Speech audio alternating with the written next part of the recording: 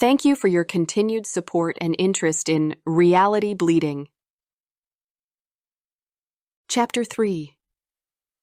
Rain hammered the streets, a relentless curtain that turned the city into a blurred haze. Lucy moved through the downpour, cursing the endless wet that seeped into her bones. The glow of signs reflected off puddles, casting distorted colors onto the grimy sidewalks. Homeless clusters huddled under makeshift shelters, eyes hollow, shadows of people forgotten by the world. Gangers roamed, marauders in this urban wasteland. She wasn't in friendly territory. She pulled her hood lower, the raw shark mask below concealing her face. The man who sold it to her had called it that. Raw shark. She thinks it probably has some significance. The mask's surface shifted with moving ink blots, patterns forming and dissolving. Sometimes she caught glimpses, Lithanda with her bow drawn, Delsadar wielding weapons in both hands. Her mind drifted, tracing the designs. She snapped back, heart jolting, couldn't afford distractions. Not here, not now. Hesitation could kill her. This wasn't a game. Focus, she told herself. The night was deadly, and hesitation could kill her. She was scouting tonight, not hunting. But the streets were alive with danger. Killers lurked in every shadow. She was heading toward one, if Riverside News had it right. She stopped before the corner. This was where her possible target bounty was said to operate. Rain sliced down, but she could make out the figures beneath flickering streetlights. A rundown building loomed over a cracked parking lot further down the street. At its edge stood the man she sought. The ambient glow was enough to see him clearly enough even through the deluge. Pulling up a detailed map on her datapad, she noted the alley running behind the building to the man's left. An escape route for him, maybe? Or an approach path for her? Opportunity. If she could find a fire escape along the alley, gain some height, better vantage, safer distance. She watched the rain rolling off her new overcoat. This one was better than before, hydrophobic, water sliding off in sheets. 2 customers approached the man, quick exchanges before they slipped back into the night. What were they buying? Drugs, illegal sims, something worse? Didn't matter. This wasn't a place for legitimate business. Slowly, she circled toward the alley entrance, moving with purpose. A pair of gangers passed by, tattoos vivid even in the gloom. Her heart pounded, but they walked on. She wondered why predators like them let someone like her be. She wasn't oblivious to how she appeared, a figure shrouded in an armored overcoat, masked, a hand gripping something beneath her coat. Not easy prey, clearly.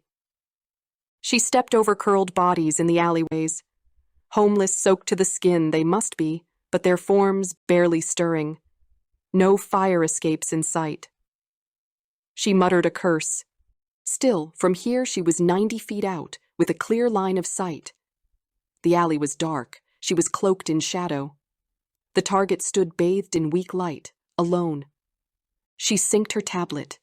She reconfirmed it was her target. His face appeared, data scrolling alongside. Convicted, killer. Multiple counts, drug trafficking. A red flag caught her eye. She knew that one. Cop killer.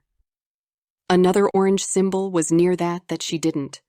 Whatever it was, the message was simple. A very dangerous man. The bounty was substantial. Customers came and went. One passed through the alley, forcing her to hide behind a dumpster. The stench was overwhelming, but the passerby didn't notice her. When it was clear, she glanced back at the target. Still there. She activated her gun link, the interface overlaying her vision. Distance, 87 feet. Target, she whispered. The word tasted bitter. Her stomach churned, but there was a strange calm settling over her. This was real. A nausea twisted her gut, but beneath it lay a strange calm. A question whispered in her mind. What would Lithanda do? She pushed the thought away. Lithanda was a character, a fantasy, not someone who could be raped, tortured, murdered. This wasn't pixels and code. This was the real world, unforgiving and raw. Yet a part of her knew that Latanda wouldn't hesitate. The conditions were as good as she'd ever get. Heavy rain for cover, and the darkness of the alley providing a concealed position.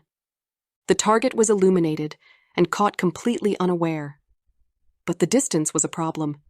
She'd never shot beyond 60 feet, and even then, under the controlled conditions at the range. At 87 feet, variables increased.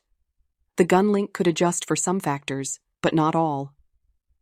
If she could close the gap to 60 feet, her chances improved. "Am I really going to do this?" she whispered. This was supposed to be a scouting mission. She looked at the homeless nearby, then thought of her dwindling funds. The bounty would secure her future at least for a while. Decision made. She moved forward. The rain intensified, drumming against her hood. Her boots splashed through puddles, but she kept her steps light. At 60 feet, she halted. The gun came up smoothly, the muscle memory of her practice sessions at the range kicking in. "Bless my bow, Latanda," she whispered beneath the mask. "Bless this arrow." She exhaled slowly, finger tightening on the trigger. The gun link adjusted, reticule aligning over the target's head. Time seemed to stretch, the city's noise fading into the background. She fired. The recoil jolted her arm. The sound muffled by the suppressor, but still sharp in the alley. The bullet crossed the distance in a heartbeat. Transition.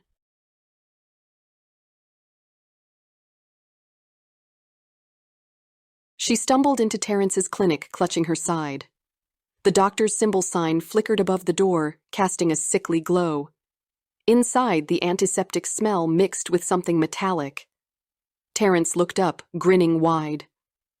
"Lucy, back so soon?" he chirped, hands busy organizing a tray of gleaming instruments. "You look like you've danced with a truck." She forced a smirk. Got clipped by a car, jumped the curb, didn't see it coming. He raised an eyebrow but didn't press. Those auto-drive systems, never can trust 'em. He gestured to a chair. "Sit, let's take a look." She eased onto the worn examination table, the vinyl sticking to her damp clothes. Terrence kept talking, his words a constant stream. Stories about faulty AI, a joke about a toaster that tried to burn down an apartment. His hands moved deftly, peeling back her clothes to assess the damage. She winced as pain shot through her left side. The new armored coat had saved her life, but beneath it, her body was a battlefield of bruises. "You're lucky," he said, fingers tracing where the dented armored plates had impacted on her body. "Could have been worse." Terrence hummed a tune, hands gentle but efficient. "Bruising's deep, soft tissue damage, got some nasty colors showing up already. You're lucky nothing's broken." He dabbed at a cut above her eyebrow. She'd hit the floor face first, hard. She was lucky for just the cut. "Need to be more careful crossing streets. You know, saw a guy last week who tried to jaywalk on 5th. Ended up with half his ribs shattered. At least you kept your organs intact." She watched him, trying to read his expression. He knew, had to. But he kept chatting. "Weather report says rain all week," he continued. "Good for business, I suppose. People slipping, sliding, all sorts of accidents." Her mind drifted back. The alley, the rain masking her footsteps. She'd fired 3 silenced shots from 60 feet. He shouldn't have seen her, but he'd moved like a ghost, spinning and drawing even before her bullets landed. His gun flashed, 2 return shots tearing through the night towards her. She felt the impact like a sledgehammer, the armor absorbing the worst, but not all. "Hold still," Terrence instructed, pressing the hypo against her neck. A cold sensation spread, numbing the pain. "Thanks," she murmured.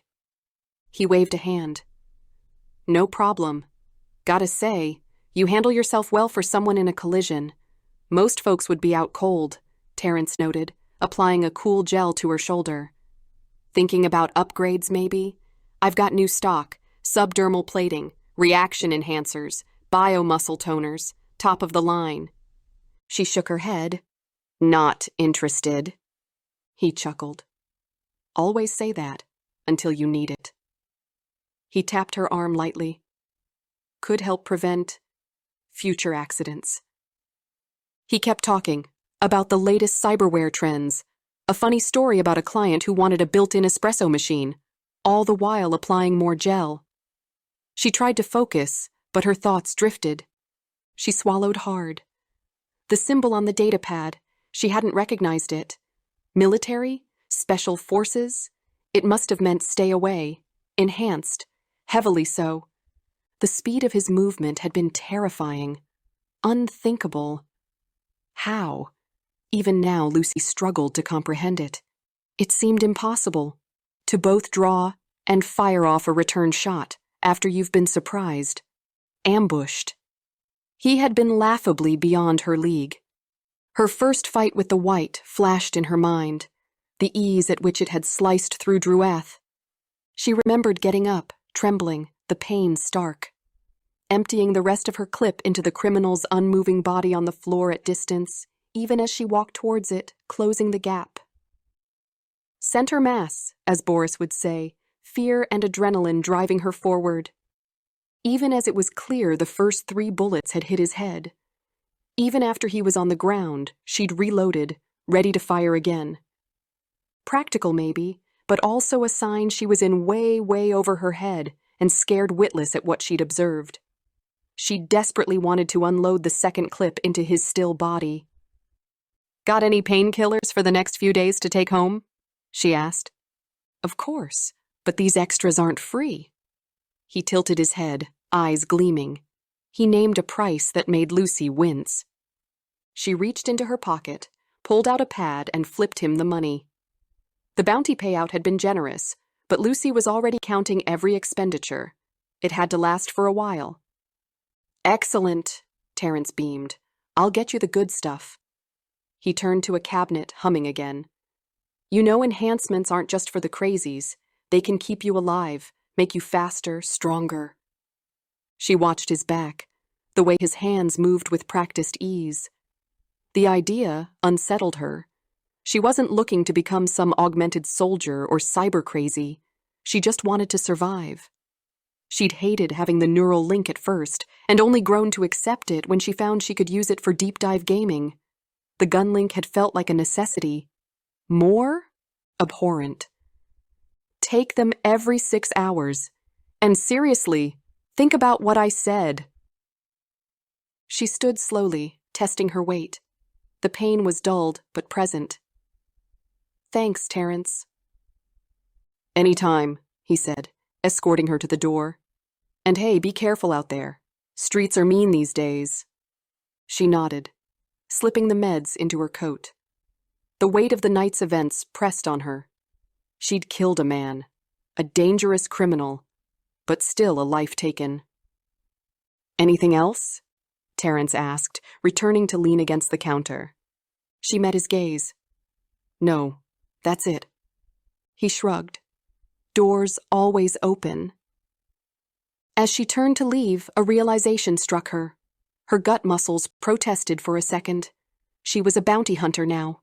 This was her life. The alley and the rain, the muzzle flashes, it all replayed in her mind. Her stomach twisted, the adrenaline fading replaced by a cold dread. She thought about the man's face when she'd put the scanner to his eye to claim the bounty, the finality of that only remaining eye gazing at her. Her 3 pinpoint accurate bullets had done ugly things to the rest of his head. Had any one of them not hit perfectly, she'd be dead now in the alleyway. "Hey, you okay?" Terrence's voice seemed distant. She opened her mouth to speak, but the words wouldn't come. A wave of nausea hit her hard. She doubled over, retching. Terrence stepped back just in time as she vomited onto the floor. She wiped her mouth, avoiding his gaze. "Yeah, just the meds hitting me." He nodded slowly. "Side effects can be rough." They both knew it wasn't the drugs. "First time's tough," he offered softly. "Gets easier." "I don't want it to get easier," she whispered. He sighed. "World doesn't care what we want." She straightened, swallowing the bitter taste. She wanted to say thanks, but could just about manage a curt nod. "Get some rest," he advised, "and seriously consider the upgrades." She forced another nod, turning away. As she walked into the maze of streets, rain continued to fall, cold drops mingling with the tears she refused to acknowledge. The city's lights blurred, colors bleeding into one another. She pulled up her hood, stepping fully now into the city's night, each movement a reminder from her injuries of how close she'd come to not making it back. Transition.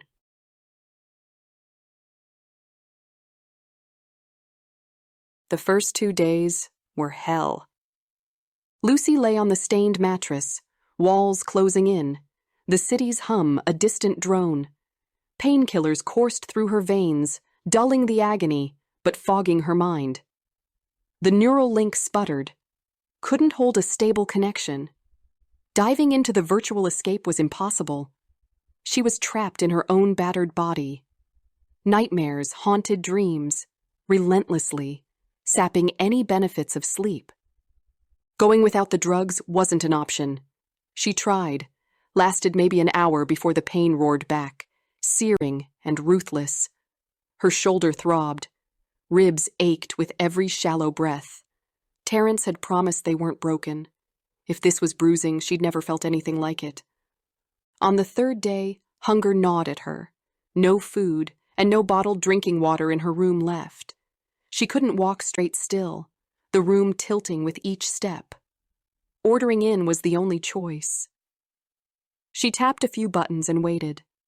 The delivery arrived, fists pounding on the door for 5 minutes before she registered the sound. Her fortified door stood between them.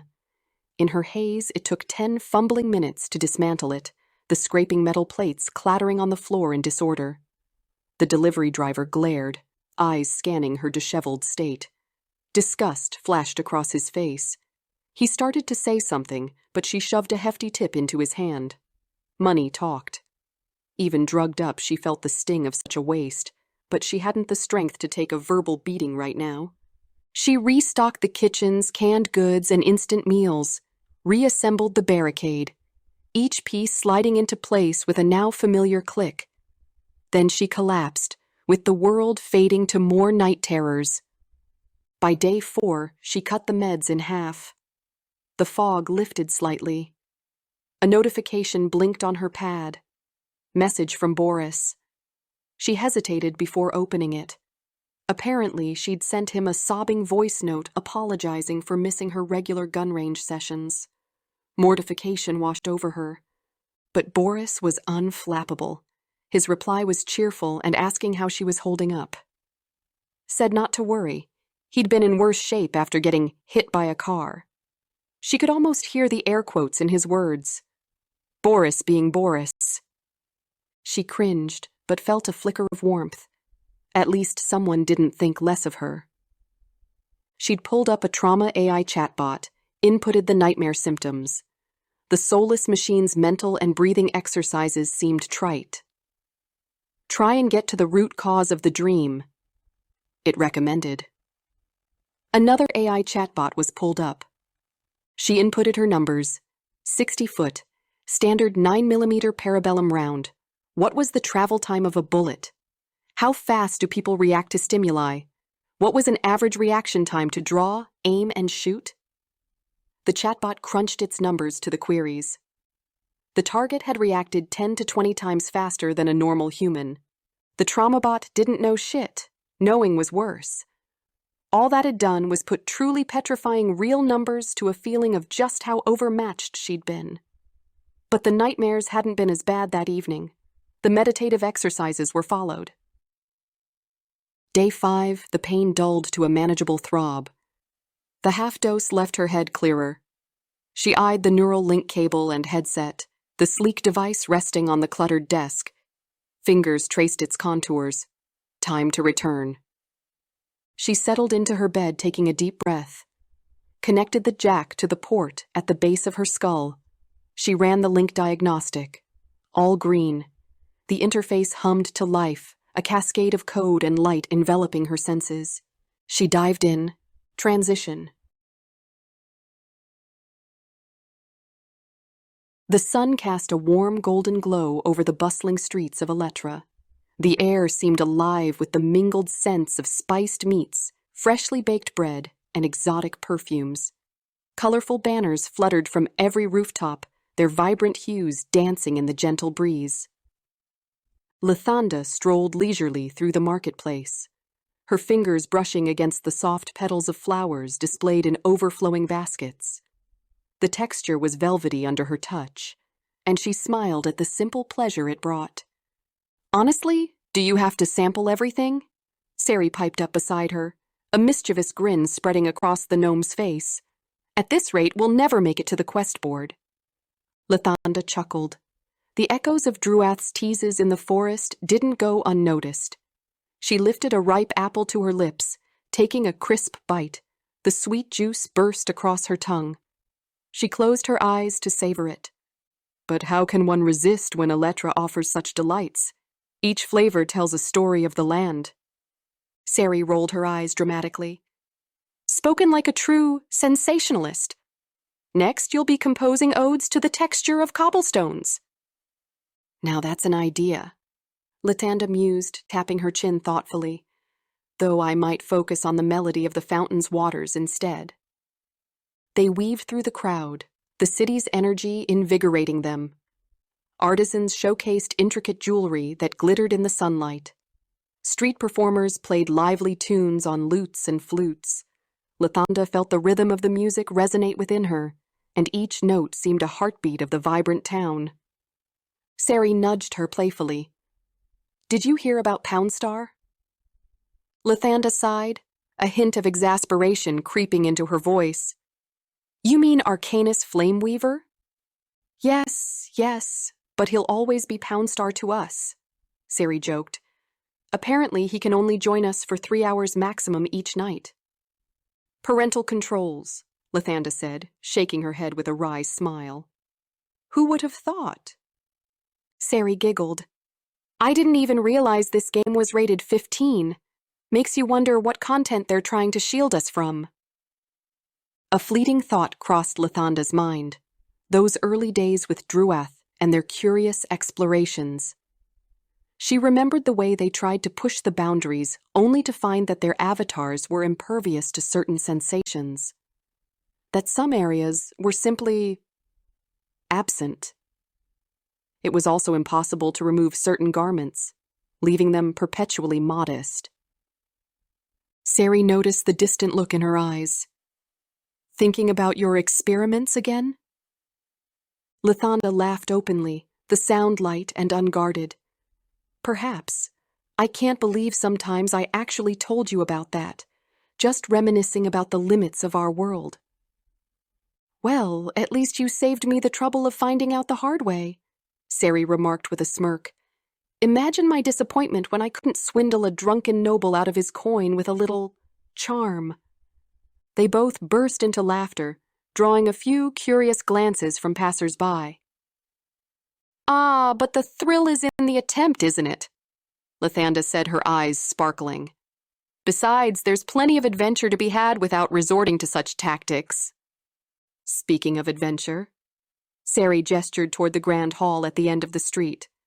Shall we see what grand quests await us today? Lathanna took a deep breath, the aroma of roasting chestnuts filling her senses. Lead the way. As they approached the hall, a familiar towering figure emerged from within. Delsadar, the mighty barbarian, stood head and shoulders above the crowd, his armor gleaming. A cluster of admirers surrounded him, their faces alight with admiration. Looks like he's as popular as ever, Sari noted, raising an eyebrow. Can't blame them, Lathanna replied. Tank rarity had been a perpetual VR MMORPG issue from even the earliest games. There was never enough to go around. A warrior of his caliber is a rare find. They waved to catch his attention, and Delcidar's face broke into a wide grin when he spotted them. He strode over, the crowd parting before him. "Lathanna, Ciri!" he boomed. "Good to see you both." "Likewise," Lathanna said warmly. "We were beginning to think you'd been swept away by your adoring fans." He chuckled deeply. "They do seem eager, don't they? Unfortunately, just logged on quickly to let you know I won't be able to join you tonight. Duty calls in the real world." Ciri pouted theatrically, and here we were, hoping to delve into the deepest dungeons with our fearless barbarian friend. "Fear not," Delcidar assured, placing a hefty hand on her tiny shoulder. "I'll be back soon enough. In the meantime, keep our group chat lively. Your tales always brighten my day." "We'll hold you to that," Lathanna said, giving him a mock, stern look. As Delcidar departed, blending back into the throng, Ciri sighed. "Seems everyone's time is limited these days." "True," Lathanna agreed. "But at least we have each other, and there's no shortage of newcomers seeking guidance." Ciri's eyes twinkled. "Speaking of which, I heard there's a fresh batch of adventurers at the tavern. Think they'd be interested in a quest or two?" "Only one way to find out," Lathanna replied, a hint of excitement in her voice. They made their way to the tavern, the wooden doors swinging open to reveal a lively scene. The air was thick with the scent of spiced ale and the sound of hearty laughter. A bard strummed a lute in the corner, singing tales of heroes and forgotten realms. "Ah, the sweet aroma of opportunity," Ciri quipped, scanning the room. Lathanna felt a thrill run through her. The textures around her were vivid, the worn grain of the wooden tables, the smooth coolness of the tankard she absent-mindedly picked up, and the warmth radiating from the fireplace. Yes, she admitted to herself, she was every bit the sensationalist that Ciri mocked her for being. They approached a group of clerics engaged in animated discussion. Ciri wasted no time. "Greetings? Care to join forces with two seasoned adventurers?" One of the clerics, a young woman with a serene expression, smiled gently. "We seek to bring light to the shadows of this land.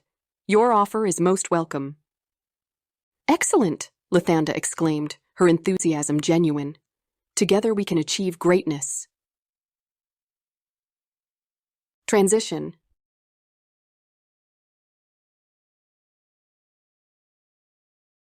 As the evening wore on, the tavern began to empty. The warm glow of the lanterns cast a cozy hue over the few remaining die-hard patrons. The in-game day ran much quicker than a real one, with 6 night and day cycles to everyone outside. But the server itself was still set to Pacific time, and most of its denizens were U.S. account holders. For many, 3 a.m. was far past time to be logging off.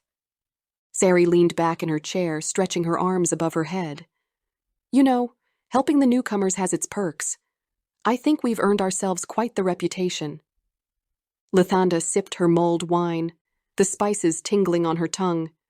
"And with all the major quests here completed, it's nearly time for us to venture into new territories." "Think Delcidar and Poundstar, sorry Arcanus, will be ready soon?" Ciri asked, her tone hopeful. "They're catching up," Lathanna said thoughtfully. "We can afford to wait a little longer. After all, the journey is richer when shared." Ciri smiled softly. "Ever the sentimental one." "Perhaps," Lathanna admitted, gazing into her cup. The reflection of the flickering candlelight danced in the liquid. "But there's something to be said for cherishing these moments." Ciri broke the silence with a playful nudge. "So care to sample the famed honey cakes before we call it a night? Or is that too sensational, even for you?" Lathanna laughed, the sound bright and unrestrained. "Lead the way, my friend. Let's indulge in all the delights Electra has to offer." They stood, making their way to the bar, where a platter of golden pastries awaited. As they bit into the sweet treats, the rich flavor enveloped their senses. "Delicious!" Ciri exclaimed, crumbs dotting her chin. Lithanda nodded in agreement, savoring the taste. Worth every moment. As their night drew to a close, they stepped outside into the cool evening air. The stars glittered overhead like scattered gems, and a gentle breeze carried the distant melody of a flute. Another day well spent, Lithanda mused, her gaze fixed on the horizon where new adventures beckoned. Sari placed her hand around Lithanda's, and many more to come. Transition.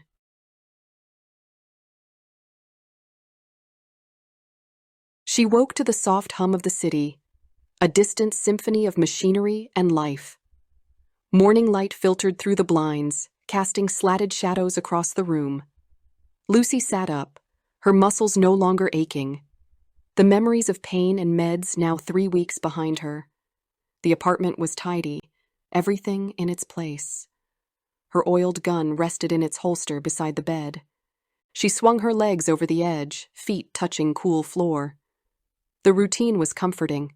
A quick stretch, a glance in the mirror. The face staring back looked rested and sharper. She carried a little bit more lean muscle now. Boris's advice on push-ups and sit-ups being better than any paid-for corporate gym was paying dividends. She dressed efficiently, utility pants, good worn leather boots, a plain shirt. Functional, she had no one in this world anyway, to play dress-up for. Her new second-hand armored overcoat was hung on the back of her chair. She'd watched a vid recently on how to check over for any damage to the armor plates on used jackets, and penciled in today as the day.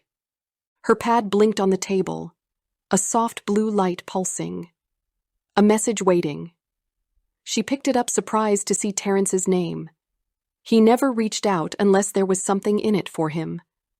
She tapped the notification, and the message unfolded. Typical Terrence, probably meant to be brief but turned into a ramble. Hey there, Lucy. Long time no see. Hope you're keeping out of trouble, or into it, if that's your thing. So, funny story. This client of mine, Aurum, real character, let me tell you, was in yesterday getting some mods tweaked. We got to chatting, or rather I was chatting while he grunted now and then. Anyway, he mentioned needing someone reliable for special deliveries. Discreet, you know. Naturally, I thought of you. Now I know what you're thinking. Terrence, why are you volunteering me for your shady contacts? But hear me out. Aurum's legit, or as legit as they come these days. Pays well, too. I might have mentioned your name as a solid person, just in passing. And, well, he seemed interested. Look, I wouldn't bring this to you if I didn't think it could be mutually beneficial. Times are tough, and bit of extra cash never hurt anyone, right? Plus, it'd make me look good for the referral, and you know I love looking good, and I kinda already took some cash from Aurum for saying I'd reach out to you. So if you're interested, let me know. If not, no hard feelings. Just thought I'd connect 2 capable individuals. Stay safe out there. And drop by sometime. Got some new tech you'd find interesting. Cheers. Terrence. She read the message twice, processing. Terrence selling her out? Not exactly. More like cashing in a favor she didn't know she owed. She doubted he knew any details about her bounty activities other than possible vague suspicions. Police bounty claims weren't 100% anonymous. They had to pay out to a legit person's account after all. But who they paid out to was always seen as super secure, beyond the abilities of even the best hackers. She typed a terse reply. Terrence, set up the meet. Introduction only. If I don't like the job, I walk. A response pinged back almost immediately. Fantastic. I let Aurum know. He agrees to your terms. Meet tomorrow noon at the Old Plaza Cafe, place with the red awning. He'll be the one looking like he owns the place. Trust me, you won't need a description. Thanks, Lucy. You're a lifesaver. She set the pad down. Mind turning. Extra funds would help. Rent was coming up, and while the last bounty money was still good, it was slowly dwindling. She'd be cautious. Terrence might be self-serving, but he wasn't stupid. If he thought this was worth her time, maybe it was. Won't need a description? Wondered Lucy out loud. What the hell does that mean? Transition. End of chapter. Thank you for your continued interest in reality bleeding, and please do let me know in the comments below your thoughts. Thanks for listening.